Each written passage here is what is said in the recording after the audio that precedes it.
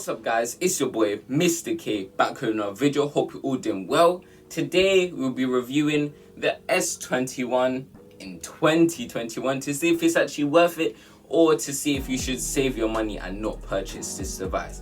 I'll be sectioning this video into 4 parts: specs, pros, cons, and then my overall conclusion to see if it's actually worth it. But before we go into the main video, I'd just like to say thank you for reaching the goal of 200 subscribers. Yay! Our next goal is 275. I know I'm asking for quite a lot, but I think you guys can do it.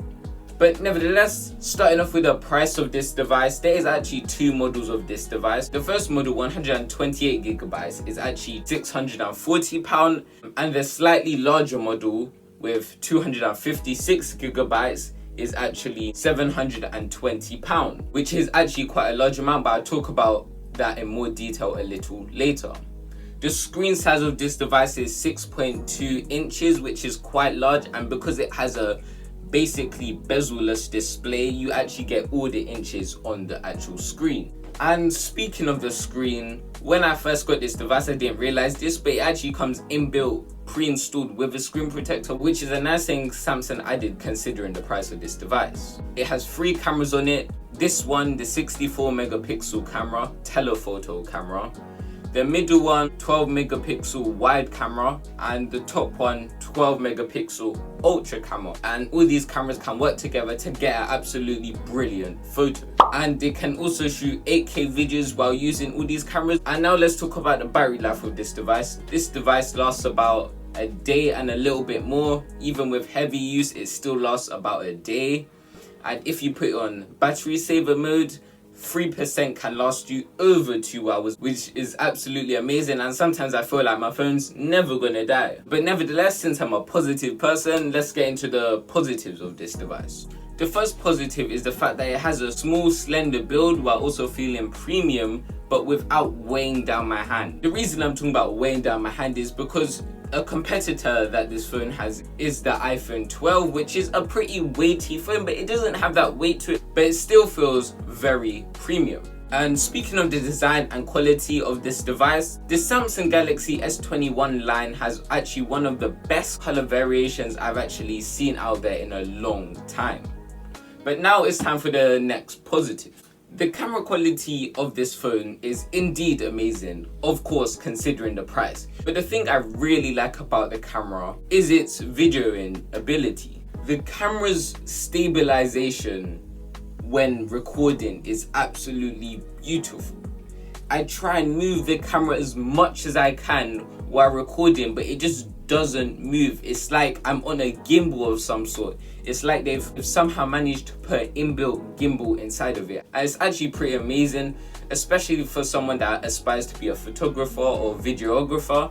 It's just a really cool thing to have on such a small device. And this potentially could be a YouTubing tool used to record instead of a camera, because cameras tend to go for 1,000. You may be able to save a quick 300 if you purchase this just for that sole use. But I think I've spoken about the cameras a little bit too much now. But now it's time to talk about the screen quality in general and how deep these colors really are. Just the fact that there's such a high pixel density with 421 ppi, it's just a really dense, so it gives out these vivid, beautiful colors that you wouldn't get on a tablet or just a lower generation like the Samsung Galaxy S10 Plus. The screen resolution is incredibly vivid, where it gives beautiful yellows, pinks, blues, just all of them in brilliant depth, and it really shows this in pictures once you look at them after you take them.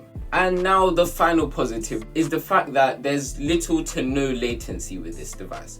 I can open up to 20 applications, have them running, and it won't slow down this device. This is due to processing power of the 2 GHz octa-core, which allows it to run incredibly fast, no latency, and just makes it such a powerful system, more powerful than you really and truly should ever need, unless you're actively trying to test this processor.